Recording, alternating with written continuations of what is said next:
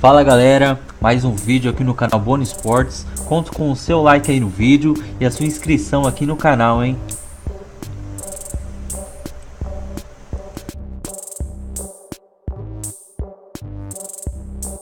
Corinthians, né? É um time pragmático, toca bem a bola, se defende maravilhosamente bem, mas ainda se ressente de um homem-gol. E aí ele vence de forma que não é convincente, né? Até porque eu concordo com o Abel, o Fluminense teve excelentes momentos na partida, mas aí tem o individualismo. E acho que hoje também o Corinthians contou com um banco. A entrada do Emerson, a entrada do Maicon deram mais velocidade à equipe do Corinthians e por ali o Corinthians chegou ao seu segundo gol. A verdade é que o forte do Corinthians tem sido jogar em Itaquera, né? Jogando em casa, ele é muito forte. E são 19 rodadas que você joga nos seus domínios, né? Não é possível vencer todos os jogos, mas se você vence a maioria deles, sei lá, vamos botar 15 jogos dos 19, você chega a um número bem expressivo de 45 pontos na competição. Você já está bem próximo dos líderes da competição. Eu quero mostrar um lance para você, Zinho, sobre essa partida da Arena do Corinthians em Itaquera, em São Paulo. As substituições do técnico Carille no segundo tempo. Acompanhei atentamente esse jogo. O time do Fluminense foi para cima do Corinthians no segundo tempo. Foi com tudo para cima. E aí o Carille coloca Emerson Sheik. Desses dois jogadores, eu também coloco o Pedrinho, né, que também entrou no jogo. O Corinthians... Eu falei dos dois porque o segundo gol sai diretamente da jogada entre o Maicon e verdade, é verdade. E o garoto que a torcida pede, né, gosta do garoto, e o garoto também tem velocidade, tem drible, e coloca o Corinthians mais ousado, como o PVC falou. O primeiro tempo foi o Corinthians que a gente conhece, né, aquele sistema que o Carille tem colocado, é um time bem previsível, mesmo tendo mais posse de bola que o Fluminense no primeiro tempo, não teve grandes chances. Foi um jogo até meio morno no primeiro tempo. O Fluminense também não foi muito bem no primeiro tempo. O Fluminense cresceu no segundo tempo. Aí o Abel colocou o time mais pra frente, o time foi mais ousado, também porque estava perdendo. Mas a entrada desses jogadores aí foi fundamental. O Sheik é um jogador que tem uma idade mais avançada, mas ele tem uma qualidade, né? A qualidade dele é indiscutível, né? Ele faz coisas diferentes do que o Romero, do que o próprio Cleis, do que o próprio Matheus Vital. Ele é um jogador mais completo. Agora tem, é claro, que a parte física que atrapalha ele. Mas quando ele está em campo, algo pode acontecer. E foi o que o Carille explorou. E bem. E o Corinthians aí ficou mais ousado e foi merecida a vitória. Eu entendi o que o Abel falou. O Fluminense foi pra cima, tentou, fez um segundo tempo bom. E o Abel vai falar já. Mas assim, eu acho que o Corinthians tem esse estilo e é um estilo que dá certo. O Corinthians ele como a gente estava falando nos bastidores, teve duas chances claríssimas e fez os dois gols. Foram dois chutes ele é objetivo. O Corinthians tem um estilo de jogo, todo mundo sabe que é daquele jeito, mas dá certo. Dá certo, tá dando certo até agora. E o ponto fundamental é vencer, porque o Corinthians até o finalzinho do jogo corria o risco de empatar contra o Fluminense, que jogou aquele esquema que o Abel gosta, né? Que é fechar com uma linha de 5 na defesa. 3 times jogaram dos 16 que estrearam no Brasileiro. 3 jogaram com linha de 5 atrás. A Chapecoense e o Atlético Paranaense, quando perdem a bola. E o Fluminense. Só que se você não sair... Mas assim, será que o esquema do Carille também não é ruim para esse esquema do Abel? O Abel tem 3 zagueiros e o Corinthians não tem um atacante de área. Pois é. São 3 na sobra, na teoria, né? Não é, Edmundo? Não, é verdade, você tem razão. Eu acho que aí é que tá o mérito, né? Você não tem ainda, o Corinthians ainda não tem o homem de área, não tem... Quer dizer... Até tem o Casim, tem o Emerson que pode jogar ali, mas ele prefere jogar com aqueles 2 meias que flutuam e que confundem a defesa adversária, porque quando eles vêm buscar a bola, eles têm um número maior de jogadores no meio campo. E o que tem feito a diferença é a parte individual. O coletivo funciona, o Corinthians quase não sofre, ninguém consegue fazer gol no Corinthians, né? Assim, não é sufocado, né? Consegue mais do que no ano passado ainda era mais sólido. Mas o diferencial é que a hora que a bola chega no Rodriguinho, ele tá sendo... Porque o Rodriguinho é o cara especial. Agora, hoje bateu na trave empatar o jogo. Sim. Né? Porque é aquela discussão que a gente tinha na sexta-feira no expediente. O Corinthians sente a falta do Jô. Será que é a falta do Jô? Porque no segundo turno do ano passado, tinha o Jô e de 19 partidas do Corinthians, o Corinthians ganhou 7. Não ganhou 12. O Corinthians foi 12º colocado do segundo turno do Brasileirão passado. É a mesma questão agora. O Corinthians jogou 23 vezes nesse ano e não ganhou 11. Até o jogo de hoje era metade. Metade de não vitórias. E bateu na trave ganhar o jogo. No finalzinho do jogo foi sair o gol do Rodriguinho. 59% de posse de bola. Deixa eu aproveitar. Essa é uma boa discussão, PVC. Deixa eu aproveitar só essa deixa então do PVC e perguntar o seguinte para vocês. Está aí a estatística, o time do Corinthians, 2 finalizações certas e 2 gols. Com mais posse de bola. Com mais posse de bola. Pro Carille, bateu na trave essa vitória? Bateu na trave? Porque me parecia o tempo todo o Carille muito tranquilo no banco de reservas, sabendo o que ele estava fazendo, com as substituições no segundo tempo e num lance de rapidez pelo lado esquerdo, pumba, ele matou o jogo. Então, estava batendo na trave para ele também? O Fluminense é o melhor time do campeonato? É o rival mais direto do campeonato? Não. Então, eu acho que assim, o Corinthians é candidato ao título. Para não deixar também mudar o foco, né? O Corinthians é candidato ao título, ao bicampeonato, ao 8º título brasileiro. Só que, se você olhar para a dificuldade de transformar vitória, jogo difícil em vitória em Itaquera, é só uma ponderação. Se o Corinthians jogou 23 vezes no ano, antes do jogo de hoje, metade não tinha vencido... PVC, mas eu tô entendendo o que você quer dizer, assim, mas... Mesmo com essas dificuldades, foi bicampeão paulista.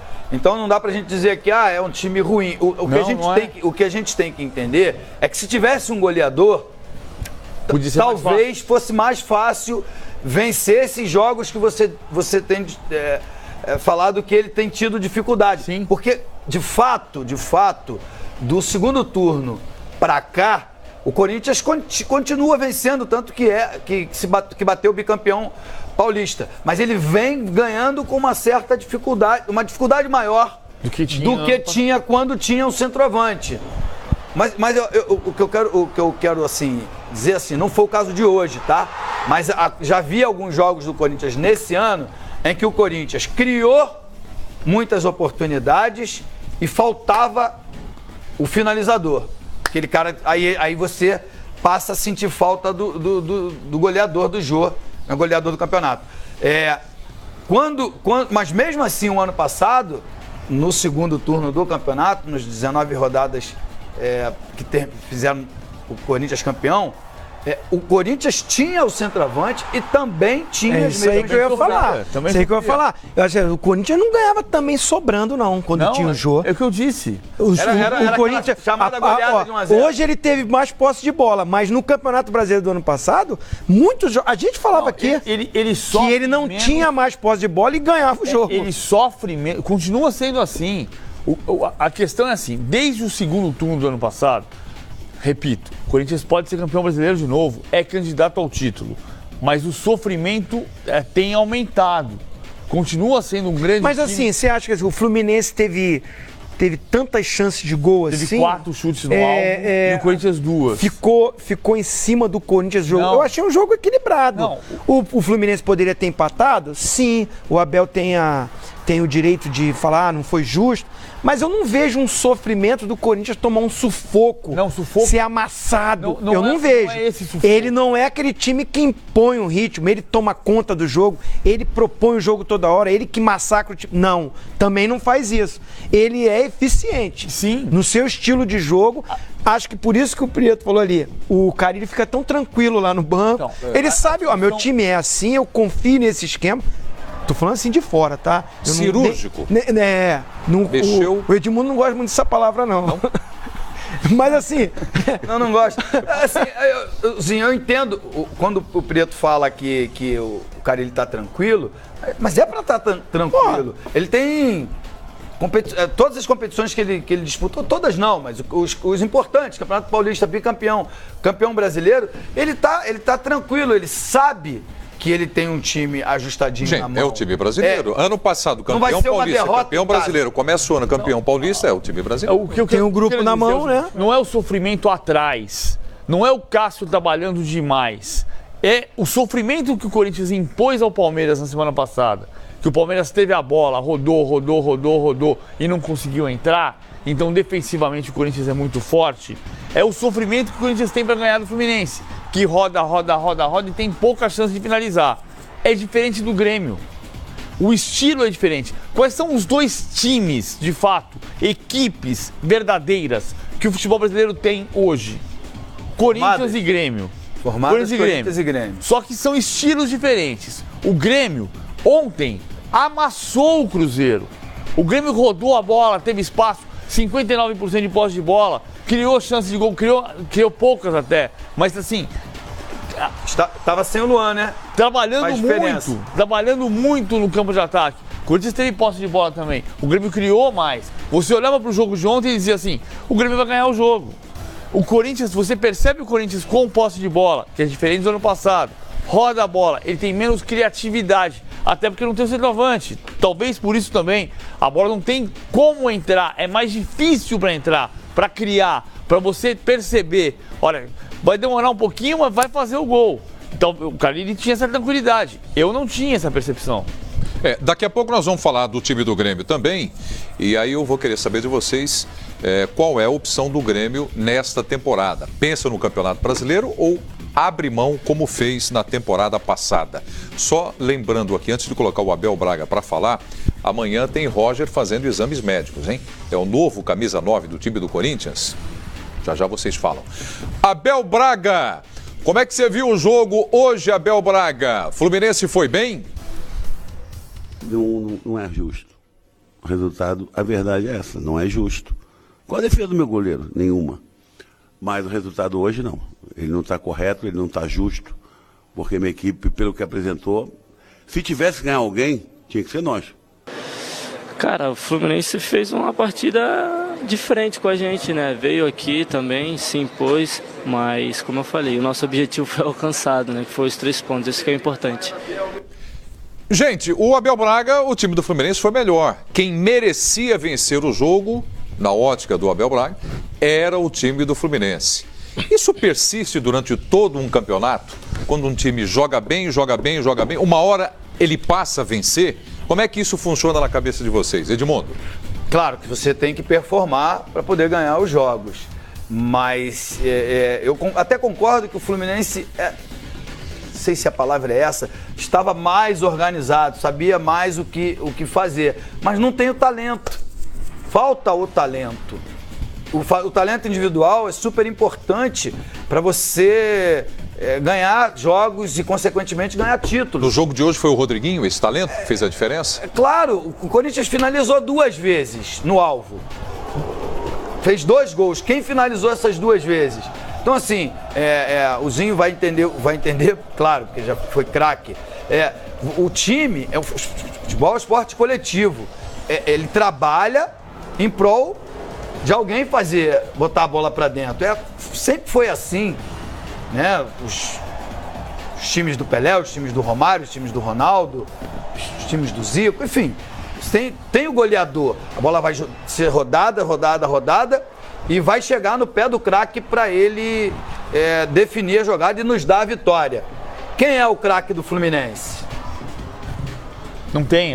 Eu até achei que o Abel foi bem hoje em tirar o Marcos Júnior e colocar o Pablo Diego. Você achou?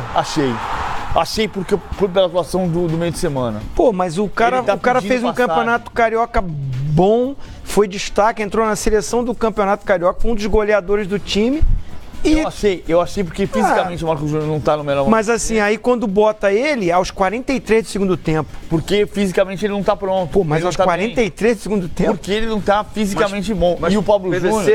PVC, o Pablo Diego. O Fluminense foi eliminado do Copa do Brasil. Carioca e ficou 10 dias Não, mas se sem você treinar. tiver, mas se você tiver um problema muscular... Ah, não, sim, eu não acompanhei o dia a dia. Aí se foi problema muscular, problema físico, retiro é outra tudo. coisa. Mas eu Agora, por parte técnica... Não, deu tempo dos jogadores recuperarem a parte física, porque, eu concordo, jogo quarto domingo, você quase não tem oportunidade de treinar. E tem alguns jogadores que sofrem mais com isso e pioram fisicamente. Mas com a eliminação no campeonato estadual, teve um período aí de uma intertemporada, né, podemos dizer assim, que recupera fisicamente os jogadores. Tanto que no meio de semana, na quarta-feira, o Fluminense fez uma partida excelente pela Sul-Americana. Então vamos na pergunta que eu fiz para vocês aqui. O Abel disse que o Fluminense foi melhor. Perdeu o jogo. Não acho o Edmundo. Então, quero saber se o Edmundo acha que faltou o talento. O que faltou ao Fluminense? Se o Abel disse que foi melhor, é a resposta para o Abel. O que faltou ao Fluminense hoje? A gente não ouviu o Abel dizendo que o Fluminense merecia ganhar o jogo. Não, ele disse que foi melhor. Foi melhor do que o Corinthians. Não, foi injusto. E foi injusta. Ele falou que foi injusto. Se alguém tivesse que ganhar hoje... Eu entendo do que eu ouvi, que ele estava dizendo que injusta é a vitória do Corinthians. Ou seja, tomar o gol no fim é que é injustiça. Ele conseguiu segurar e ia levar o empate. Mas chegou a dizer que o goleiro dele não fez nenhuma defesa. Mas não fez nenhuma defesa também, porque foram 2 bolas no gol e as 2 entraram. Desculpa aí, Júlio César. Também tem isso. Eu acho que é uma autodefesa. Você prepara um time para um jogo difícil. Você pega o atual campeão brasileiro na sua arena com 30 mil espectadores, né? Com 30 mil pessoas. É um jogo, talvez, de quem estreou, o mais difícil. Das estreias, o Fluminense foi o que pegou o campeão teve a maior dificuldade. Pegou o campeão brasileiro e paulista dentro da casa do adversário. Então você prepara uma estratégia defensiva, organizada, para surpreender. Você consegue fazer um jogo de igual para igual e toma gol nos últimos minutos. Então, isso é uma autodefesa. Eu acho que o Abel está dizendo mais que ele não merecia perder do que ele merecia ganhar. E de fato, se você for olhar para o jogo estava se encaminhando para o empate, que é o que eu estou discutindo aqui. O Corinthians ganhou o jogo. Com 3 pontos, ele continua numa trajetória igual a do ano passado, ou seja, se ele ganhar, como disse o Edmundo, 15 jogos em casa, ele já sai com 45 pontos, ele vai brigar para chegar ali aos 72, 75, 78, que é a pontuação de campeão. Mas ele tem tido dificuldade de ganhar jogos esse ano maior do que no ano passado. Ele ganha metade dos jogos que disputa. E hoje ele bateu na trave no sentido não de perder o jogo, de ganhar o jogo no fim. E acho que foi nessa linha que o Abel quis dizer. O que ele achou injusto não foi o Fluminense não vencer, foi o Fluminense perder. Ok. Né? O Carlos Eugênio Simon, Daronco apitou o clássico, né? O Daronco é o melhor árbitro hoje do Brasil, Simon? Na minha opinião, ele e o Rafael Claus são os 2 melhores árbitros. Tanto é que tu vê a diferença, Preto, colocar um árbitro com nome, um árbitro renomado no principal jogo da rodada. Ele ganhou o sorteio, é bem verdade. Mas nós vimos ali, ele não deu nenhum cartão no jogo, nenhum cartão amarelo, nenhum cartão vermelho. Não precisou? Não precisou. Né? E isso é de fato ao nome, ao respeito que ele tem, não é? Que ele se impôs muito bem. Os seus assistentes também, teve um lance discutível dentro da grande área, num cruzamento em que a bola pega na cintura do Gum, que não houve a penalidade máxima, embora os corintianos reivindicassem, acertou na interpretação. Portanto, uma arbitragem muito boa do Daronco, começa bem esse Campeonato Brasileiro.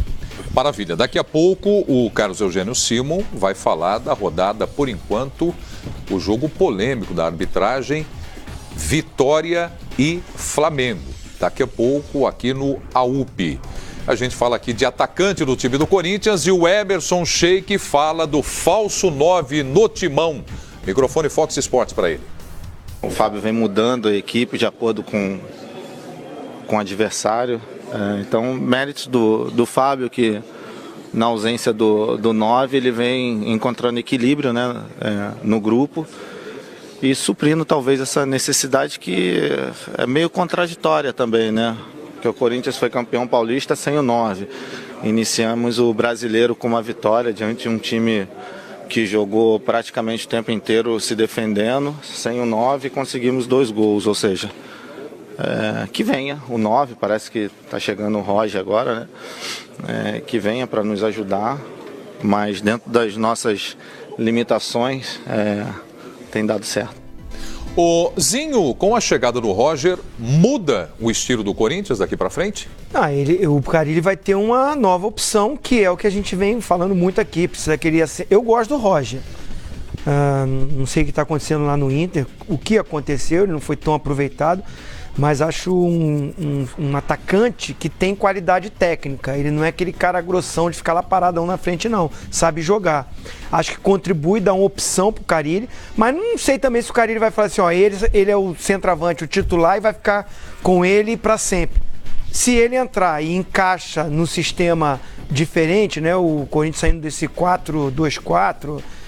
que o PVC fala que é 4-4-2, 4-4-2, né? E outros acham que é 4-2-4, eu já acho que é isso, 4-2-4, para um 4-2-3-1 com o Roger. São opções que ele vai ter, tática, é bom o treinador ter isso, é bom ele ter opções no grupo, para dentro do jogo ele até alternar, porque ele tem dificuldade numa partida e num campeonato longo.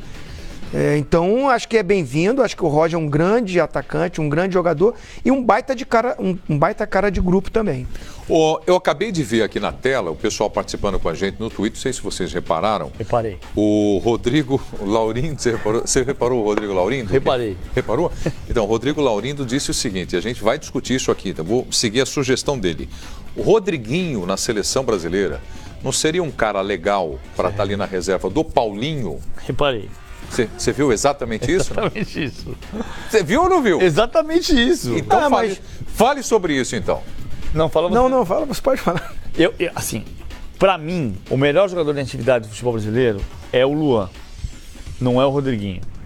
Agora, o Tite tem uma coisa com o Luan que muita gente tem na Europa, por isso que o Luan não foi ainda, que o Edmundo fala há bastante tempo, que é qual é a posição do Luan. Então o Luan corre o grande risco de não ir à Copa do Mundo por causa dessa questão. O Rodriguinho tem uma outra possibilidade.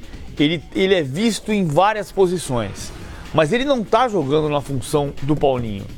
O Rodriguinho está jogando como atacante. Ele não é... Nesse Corinthians bicampeão paulista, ele não é meia. E eu também não chamo de falso 9. Você acha que ele se encaixa na seleção? Não, eu acho que não.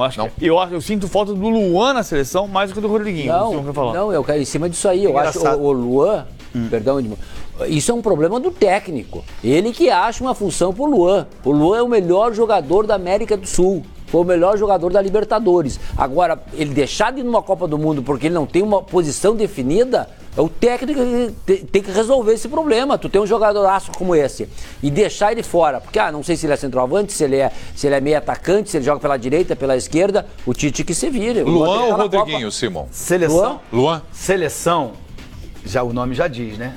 São os melhores de cada posição. Mas é engraçado, acho que vale a pena a gente analisar.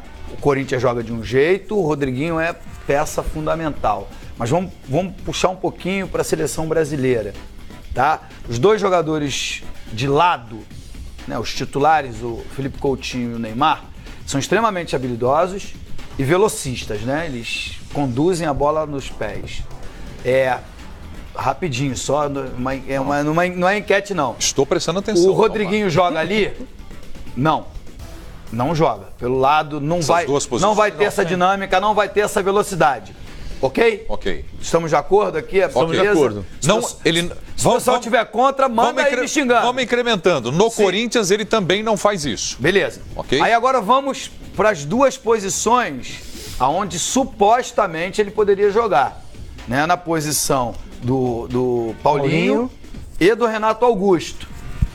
É mais parecido um pouco. Só que esses dois, na seleção do Tite, são meia direita e meia esquerda. Aquele antigo, aquele 8 e 10. É que o Tite joga no 4-1, 4-1. Mas o que eu quero acrescentar? Eles têm obrigações de recompor e defender.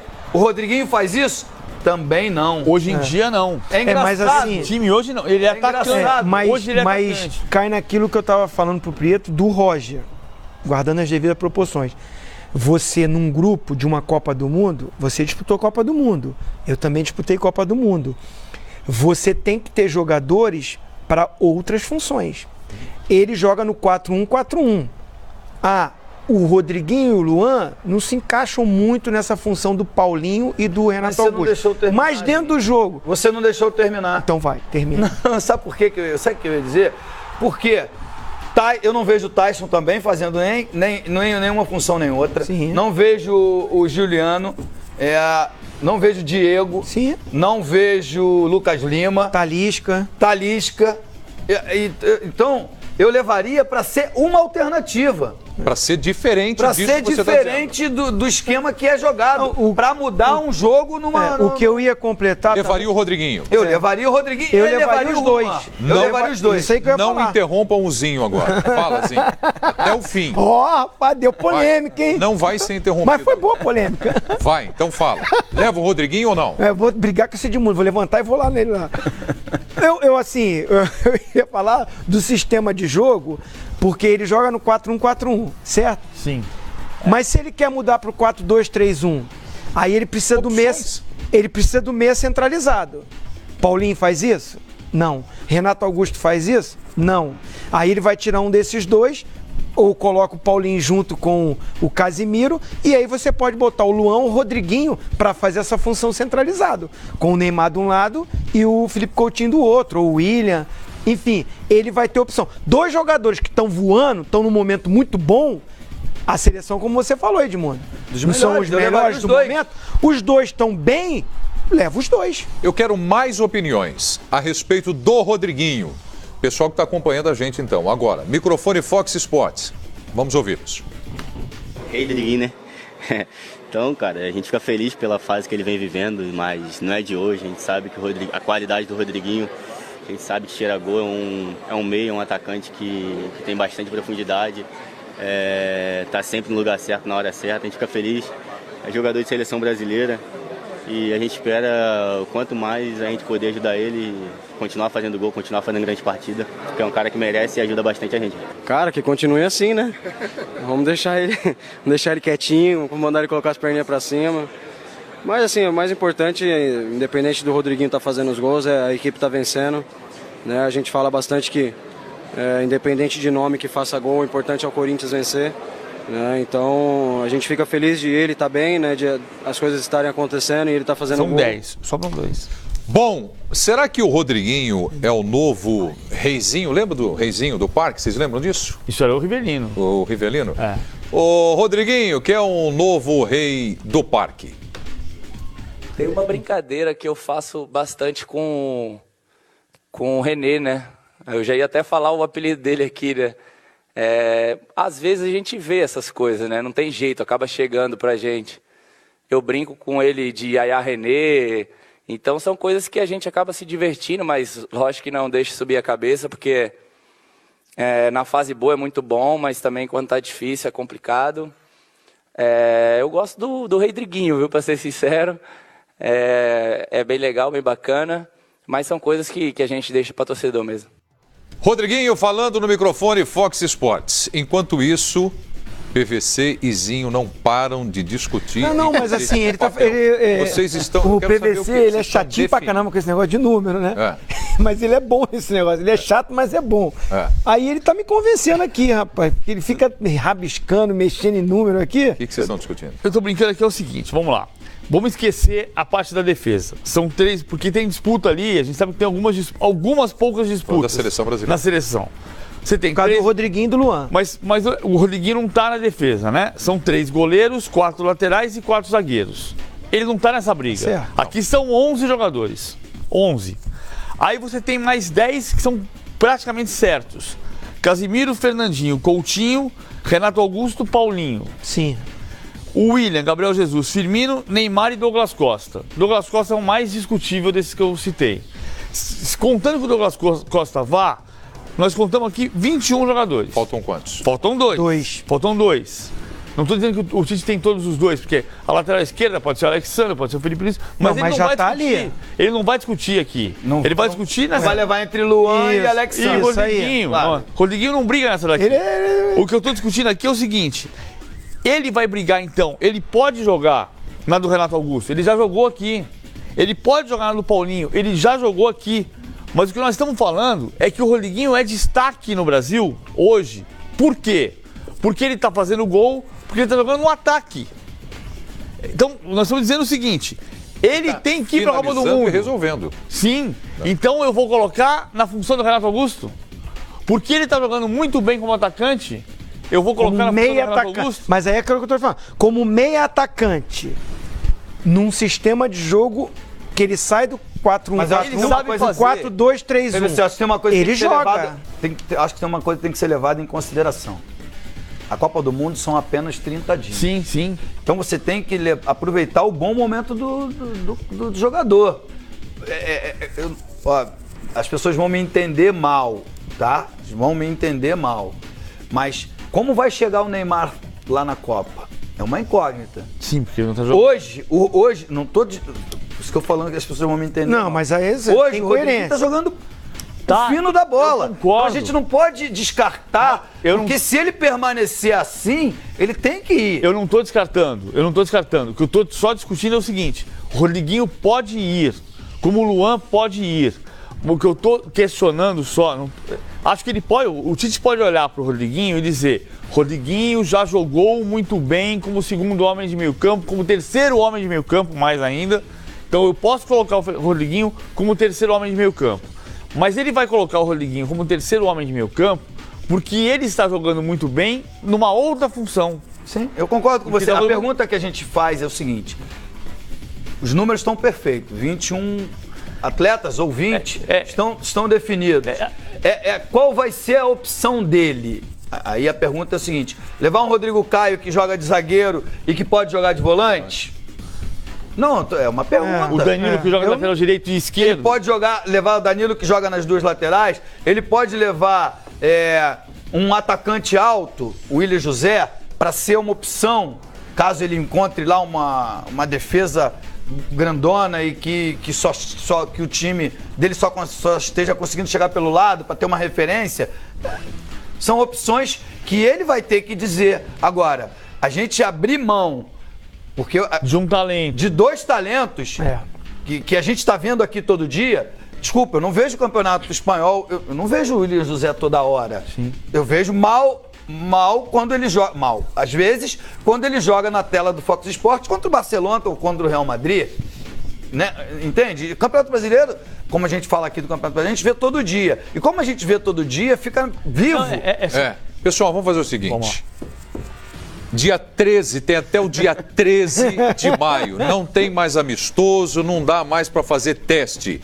Então, a última palavra agora, Zinho, Rodriguinho, merece ir para a Copa do Mundo? Merece. O que está fazendo nesse momento merece. Se continuar assim até o dia 13, grande chance. Merece a convocação para a Copa.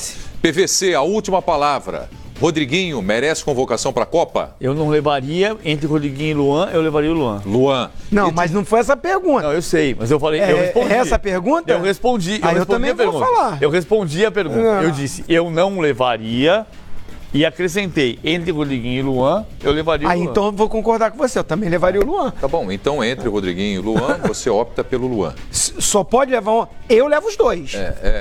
A enquete é do Rodriguinho, mas vamos lá. Edmundo, a última palavra. Merece convocação? Vai à Copa, Rodriguinho? Merece convocação, para mim iria a Copa. Carlos Eugênio Simon, a última palavra. Para mim, ficha 1 do Luan, ficha 2 do Rodriguinho. Pronto, de duas vagas da matemática, conta que fez aqui, 2 lugares, Luan e Rodriguinho. Fechou? Fechou. Coloca a imagem pra gente aí, o time do Corinthians. Eu sempre brinquei, eu não vou perder esse perfil, que ele é meu DNA, de brincar, de zoar. Inclusive, se a gente ganhar do Palmeiras amanhã, eu vou zoar de novo. Vou zoar o Dudu também, se for o caso. Mas realmente o palavrão, ele passou um pouquinho. Eu fui cobrado dentro da minha casa. Não pelas brincadeiras, que eu sempre brinquei e sempre vou brincar, mas o palavrão realmente eu passei um pouquinho. aproveitar e pedir desculpa ao Dudu e à família dele também. Bom, bacana o gesto do Emerson Sheik. Ele entende que passou, que exagerou um pouquinho na gozação, na brincadeira que fez com o Dudu, e hoje, a público, pediu desculpas no microfone Fox Sports. Para quem não viu, para quem não sabe qual foi a provocação e a gozação do Sheik, então vamos voltar uma semana para ter todo o sentido o que disse o Emerson Sheik. Vamos lá. Dudu.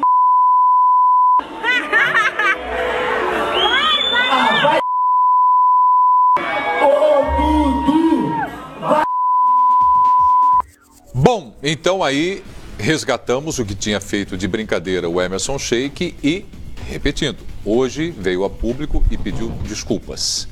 Dudu aceita na boa isso, Edmundo? O que você acha? Desculpas são sempre bem-vindas, né? Acho que você tem que ser humilde bastante para reconhecer o erro.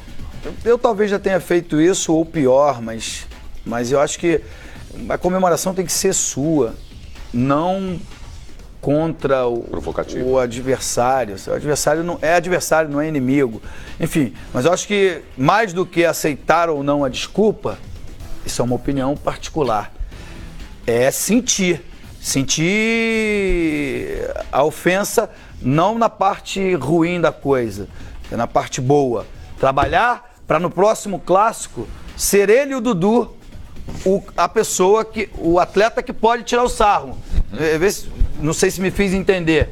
Claro. Não? Sim, fez e eu estou orgulhoso. Tu tá entendendo o que eu quero dizer?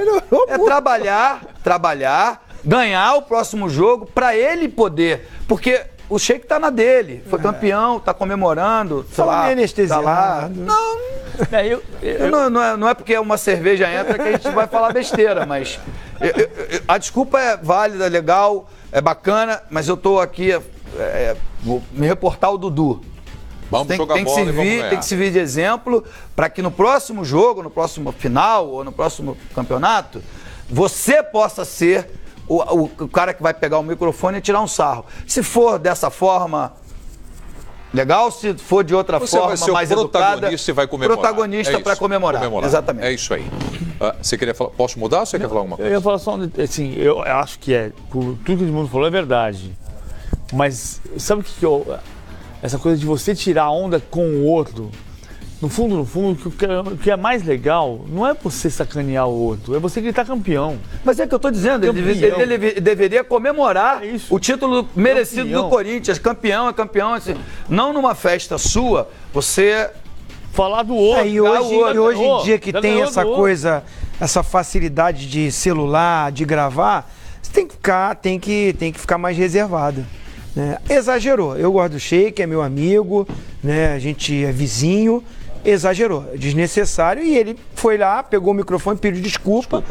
E agora é o Dudu ralar lá no Palmeiras para dar o troco na bola, no campo. Legal. Então vamos lá, vamos em frente aqui. Coloca na tela pra gente notícia, site Fox Sports. O que é que traz aí o nosso site, para quem quiser navegar? Aí está. Comissão da CBF afasta trio de arbitragem de Vitória e Flamengo, que passará por reorientação. Está só começando o Campeonato Brasileiro. É só a primeira rodada. Foi só o primeiro dia. Foi no sábado, na abertura mesmo do Campeonato Brasileiro. E agora vamos com o Carlos Eugênio Simon falando de Vitória e Flamengo. Para grama, né? Com a sua experiência dentro de campo, ô Simon, eu quero saber de você, claro. A experiência que você tem dentro de campo, os anos que você apitou, da posição que nós mostramos aqui, o árbitro, é confuso para ele? Não dá para ver que foi no rosto do Everton? É só isso que eu quero saber. Por isso que ele tem que ter esse feeling, tu tem que ter um feeling, tu tem que fazer a leitura do jogo, tu tem que saber as características. Se uma bola pega em velocidade no rosto e na grama, é diferente do que tu pegar uma bola com as palmas das mãos. Então o erro foi... leitura, né? É leitura de jogo, né? Aos 12 minutos, deixou o Flamengo com 10 homens em campo, então ele é culpado, o adicional também é culpado, né? O Marcelo Brando, porque também tá lá tá na ali linha de fundo? ele está ali também para auxiliar o árbitro. Ele é muito culpado. Muito culpado. Ele também Ele é é muito culpado. culpado. Então é uma série, mas agora é muito cômodo para a comissão culpar. Bota na geladeira, vamos apitar a Série B. A comissão está ali. Quem é que questiona a comissão de arbitragem da CBF? O ano passado a arbitragem foi muito criticada. Muito criticada. Interferiu em vários jogos. Agora começou já uma lambança total, não é, do árbitro aí, e a CBF faz o quê? Encosta ele. Então nós temos uma questão preliminar, que é a questão do árbitro de vídeo, que não foi aprovado, enfim, todo mundo já sabe disso, né? Que eu sou um defensor ferrenho da arbitragem de vídeo, acho que deveria ser colocado na arbitragem de vídeo, né? Solucionaria vários problemas, e essa é a primeira rodada do campeonato. Né? Simão, então nós temos várias rodadas para falar e... Eu acho que o ponto fundamental na primeira rodada tem esse lance é o escandaloso. Esse lance é o erro indiscutível, e não foi não, mas no jogo tem mais um daqui a pouco. Sim, mas o lance tem lance de interpretação na rodada e tem lance que é inquestionável como esse.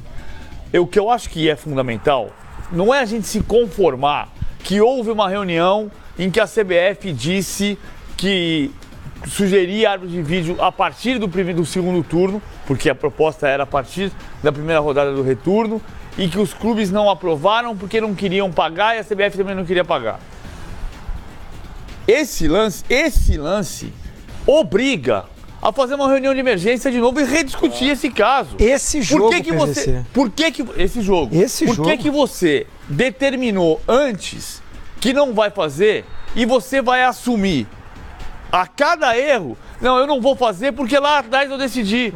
Não, quer dizer que eu tomei uma decisão errada e eu vou ficar errado com ela até o final do ano. Mas não, tu veja bem, é uma série de erros e de equívocos. Reunião de emergência. E não adianta só punir os árbitros, que os árbitros até são culpados, mas são os menos culpados. Porque olha aqui, ó. Você tá de brincadeira. Só um pouquinho. O árbitro é o culpado direto. Claro. E quem não é o menos culpado. Não, peraí, Simão. Ele é o culpado. Ele é o culpado direto. Não, porque o Flamengo teve um jogador expulso, jogou 80 minutos com um jogador a menos. Teve um gol, né? E depois eles pioram. Porque é nítido que o gol que o Flamengo faz depois, o cara faz vista grossa pra compensar a expulsão do Everton. Você acha isso? Não, mas o que eu quero dizer é o seguinte, claro que o árbitro é culpado. Olha só, com todo... Os rubro-negros vão ficar chateados comigo.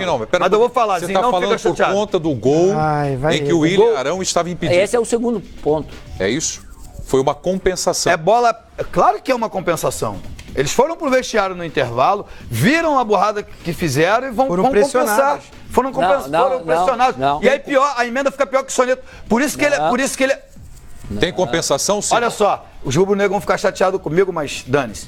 É mais fácil marcar um impedimento do que a bola no rosto. Primeiro, só para concluir o meu raciocínio, é o seguinte, olha aqui, depois nós vamos partir para essa parte aí. O meu raciocínio era o seguinte, que não todos os árbitros, assistentes, o adicional são culpados. Agora, a comissão de arbitragem também. O ano passado nós tivemos aquele gol com a mão do Jô, em que o presidente do Vasco, na ocasião, foi na CBF e de manhã o Marinho deu uma entrevista até para o PVC, que botou no blog dele, não tem dinheiro, não vai ter árbitro de vídeo, não vai ter nada. De tarde, depois da reunião do presidente da CBF com o presidente do Vasco, na próxima rodada teremos árbitro de vídeo. Aí já apareceu a grana. Tá? Então é uma série de equívocos que eles cometem, tá? Que não adianta tu pegar esse cidadão hoje aí, o Wagner Provei, vai pra Série B, mas vai pra Série C. Não é ele, sim. Não é ele. Não é ele. Ele captou. Hã? Mas a semana passada quem foi? Do quê? Do brasileiro? Não. Não, da semana... Não. Eu tô dizendo na semana passada... Na semana passada foi outro. Na outra semana foi outro. Todos os árbitros erram constantemente. Sim. Mas esses árbitros têm um comando. Eu sei. Quando o time não vai bem, entendeu? O técnico eu defendo a profissionalização dos árbitros. E a CBF tem que bancar isso. Também. Esses caras têm que ser, tem que ser igual atleta. Eles têm que estar lá treinando, estudando, aprendendo. A profissão deles tem que ser essa. Para diminuir os erros. Eu me coloco também no lugar dos caras. Os caras têm outra profissão, não se preparam corretamente durante a semana e assim, eles têm que ter um auxílio. Passou da hora. Passou da hora de ter esse negócio de árbitro de vídeo. A arbitragem é assim no Brasil desde que eu comecei a trabalhar com jornalismo já há 36 anos. Tudo bem. É assim. Sempre. A arbitragem já não foi melhor do que está sendo hoje? Não, mas eu teve acho erros, que foi. mas teve erros. Já foi E melhor. também, Mas assim, e também Preto, não eram profissionais. Deixa eu só colocar uma coisa com o Simon, que o Edmundo levantou aqui, destacou um detalhe, que às vezes a gente vive nisso todos os dias e deixa passar em branco. Intervalo do jogo. Tem peso na consciência do árbitro? Tem pressão no vestiário do árbitro? Tem compensação no jogo? Ou não, Simon? Tem pressão no vestiário da arbitragem. Isso é indiscutível, claro. Ainda mais ali no barradão que tu Não, tu mas sai, assim, foi nítido um túnel isso. do cada lado. Agora, Pareceu. a compensação é o seguinte, quem errou, quem não deu o pênalti foi o árbitro, Wagner Reuei. E quem não deu o impedimento do Arão foi o Bandeira, Marcelo dos Santos. A responsabilidade é do assistente, não é do árbitro o impedimento. Então como é que o árbitro, não foi o árbitro que compensou, foi o assistente que errou, foi outro erro. Então, nesse ponto, eu não concordo com o Edmundo, tá? Mas a arbitragem teve mal, tem que ser criticada. Outra questão que eu me referi à comissão de arbitragem, tá? Sexta-feira, teve teste físico no Nilton Santos para os árbitros de São Paulo e da Federação Carioca.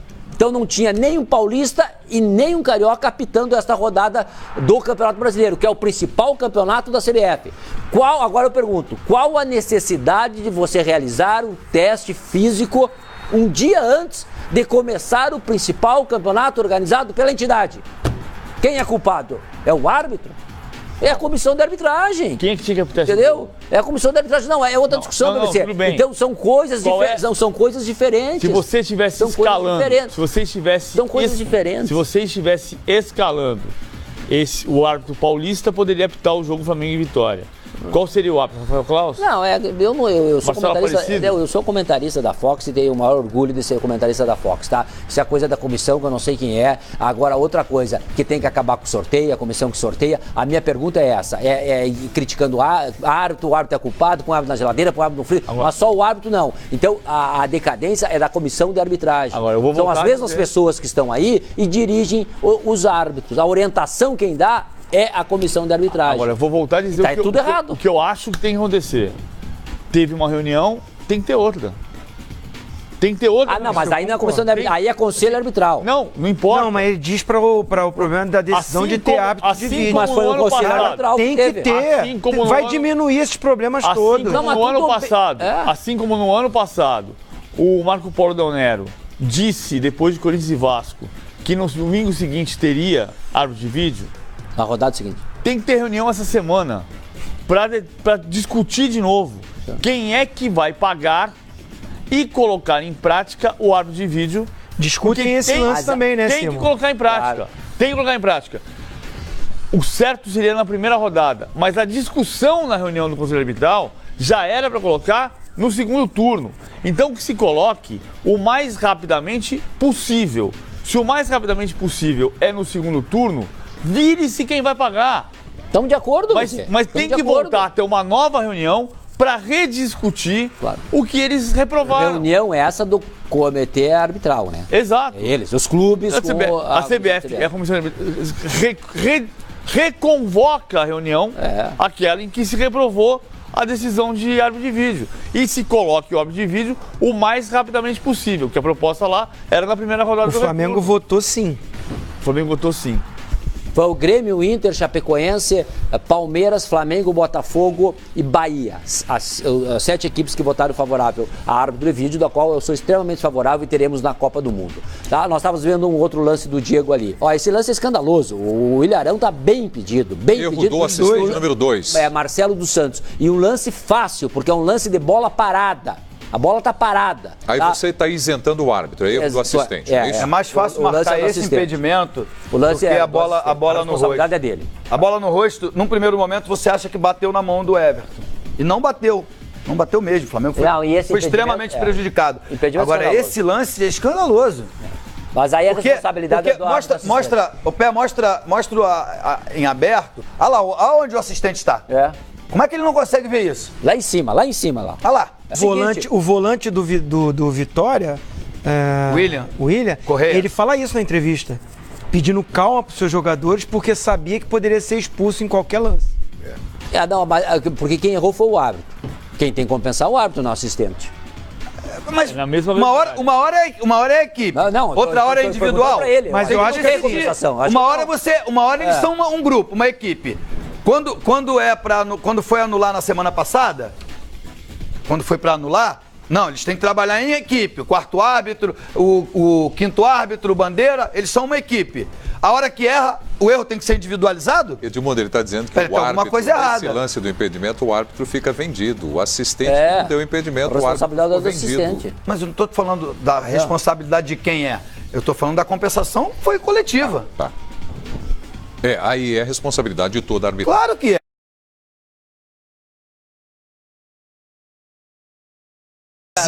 Existe um time mais beneficiado ou um time mais prejudicado por arbitragem no campeonato? Eu acho que não. Não? Eu vou dar o exemplo do Os caras erram mesmo. Erram mesmo. Nesse jogo, eu acho que a camisa pesa. Eu acho que a camisa pesa. Mas nesse jogo... Não tem especificamente um time mais prejudicado. Mas a camisa pesa. No ano passado, a reclamação é diferente. Eu acho que nesse jogo o Flamengo acabou sendo muito mais prejudicado, porque além do pênalti foi expulso o jogador. Claro. Esse ficar 80 minutos com uma menos? No ano passado, os dois erros mais graves de arbitragem, o Simão pode me desmentir, foram o gol do Jô anulado com ele 3 metros atrás da linha da bola, o Corinthians e Flamengo. O lance que o Corinthians foi extremamente prejudicado. E o gol de mão do Jô, em que o Corinthians foi extremamente beneficiado. Eu estou usando o Corinthians como exemplo porque a gente tem a noção de que o Corinthians é o mais beneficiado. Mas no campeonato do ano passado, os dois erros mais grosseiros, mais primários, um beneficiou e outro prejudicou o Corinthians. Relatório da CBF do Campeonato Brasileiro do ano passado. Eu estou recebendo informações aqui. O time do Corinthians, de acordo com esse relatório, foi o time mais beneficiado nos erros, com o Cruzeiro.